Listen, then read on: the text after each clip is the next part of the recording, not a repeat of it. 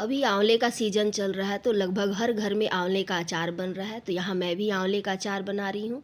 तो ये 10 केजी आंवला है जिसे मैंने स्टीम कर लिया है और इसे 2 से 3 घंटे के लिए धूप में रख देंगे, जिससे ये अच्छी तरह से खुल जाएगा और इसके बीज निकालने में भी काफ़ी आसान होगा। तो पहले इसे धूप में डाल देते हैं। वैसे तो स्टीम करने के बाद भी मसाला डालकर इसे डायरेक्ट बना सकते हैं, लेकिन ये 10 केजी है और इसे मुझे पूरे साल के लिए चलाना है, तो मैं यहाँ इसे 2-3 घंटे के लिए धूप में रख दूँगी। धूप में रखते ही ये बहुत ही आसानी से इसका सारा मुंह खुलने लगा है और इसमें जो एक्स्ट्रा नमी है वो भी धूप में सूख जाएगा।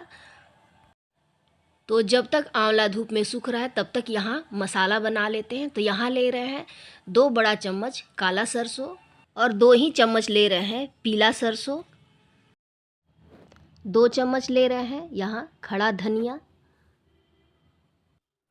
2 चम्मच ले रहे हैं जीरा और 2 चम्मच ही ले रहे हैं यहाँ मेथी। यहाँ सभी चीज़ का क्वांटिटी 2-2 चम्मच ही रखे हैं।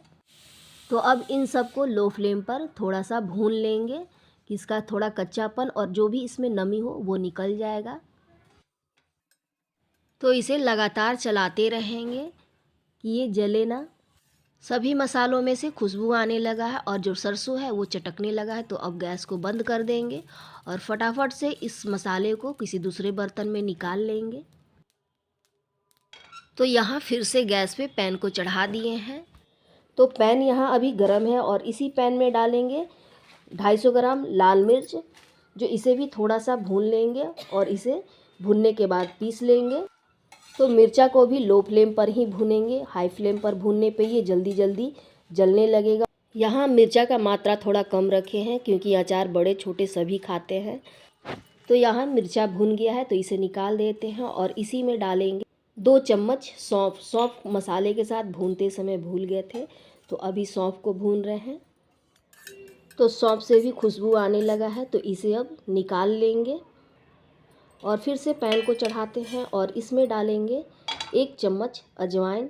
मौसम अभी ठंडी का है तो सारे मसाले में थोड़ी नमी आ गए हैं, तो थोड़ा थोड़ा मसाला को गर्म कर ही लेना चाहिए अगर अचार बना रहे हैं तो। और 1 ही चम्मच ले रहे हैं मंगरेल और इन सब को भी थोड़ा सा गर्म कर लेंगे। तो यहाँ सभी मसालों को थोड़ा थोड़ा गर्म कर लिए हैं, यानी कि भून लिए हैं। तो अब इन सब को पीस लेते हैं। तो सबसे पहले यहाँ मैं लाल मिर्च को पीस रही हूँ क्योंकि ये ठंडा भी हो गया है। तो अब इसमें डालेंगे 1 से 2 चम्मच सरसों का तेल। लाल मिर्च पीसते समय सरसों का तेल ज़रूर डालें, ये उड़ता नहीं है। मसालों के साथ अगर लाल मिर्च पीस रहे हैं तो उसमें तेल डालने की ज़रूरत नहीं पड़ती है, लेकिन अगर सिर्फ लाल मिर्च और ज़्यादा मात्रा में पीस रहे हैं तो तेल डालना पड़ता है, नहीं तो ये पूरे घर में फैल जाएगा। तो यहाँ इसे पीस कर तैयार कर लिए हैं। इसे फाइन पाउडर नहीं बना है, थोड़ा सा ये दरदरा है और इसे अगर छन्नी से छान देंगे तो इसे बारीक पाउडर भी बन जाएगा और चिली फ्लेक्स भी बन जाएगा। तो ये 2 काम बन जाएगा एक ही मिर्च के पाउडर से। तो अब इसी जार में सारे भुने हुए मसालों को डाल देंगे और इसे भी पीस लेंगे।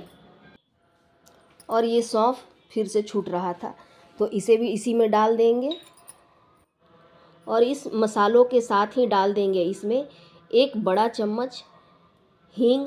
हींग डालने से अचार में बहुत ही ज़बरदस्त खुशबू आता है और ये घर में क्या बाहर में भी ये इसका खुशबू फैल जाता है। तो ये मसाला भी पीसकर तैयार हो गया है।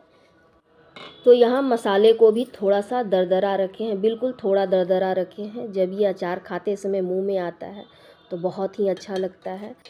तो सभी मसालों को पीसकर तैयार कर लिए हैं और आंवला को भी 4 से 5 घंटे के लिए धूप में रखे थे। ये भी काफ़ी सूख चुका है और बिल्कुल ये अलग अलग हो गया है और इसमें से सारे बीज को भी निकाल लिए हैं। धूप दिखा देने के बाद सारे बीज बहुत ही आसानी से निकल जाते हैं और ये अचार काफ़ी लंबे समय तक भी चलता है। तो मुझे ये पूरे साल के लिए बनाना है। और बता दूं कि ये 10 केजी आंवले में से मैं ये लगभग 7-8 केजी ही आंवला ली हूँ। बाकी सभी आंवलों को अभी मैं सुखा रही हूँ। आगे उससे जो बनाऊंगी उसे भी आप लोगों के साथ शेयर करूंगी, क्योंकि आंवला आयुर्वेदिक है और इसे आप कभी भी खाएं, इससे कभी कुछ नुकसान नहीं होता है। तो अब इसमें मिलाएंगे ये भुना हुआ अजवाइन और मंगरेला और जो सौंफ भुने थे उस भुने हुए सौंफ में से भी 1 चम्मच निकाल लिए हैं, तो इसे भी इसी में मिक्स कर देंगे।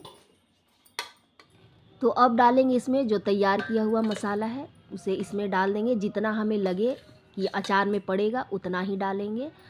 और इस तरह से अगर अचार का मसाला कभी बच जाए तो इसे आलू की सूखी सब्जी में डालकर बनाइए, बहुत ही टेस्टी बनता है। तो इसमें 1-2 चम्मच मसाला बच गए हैं, तो इसे मैं आलू की सब्जी में डालकर अभी बनाऊंगी। और अब डालेंगे इसमें लाल मिर्च पाउडर।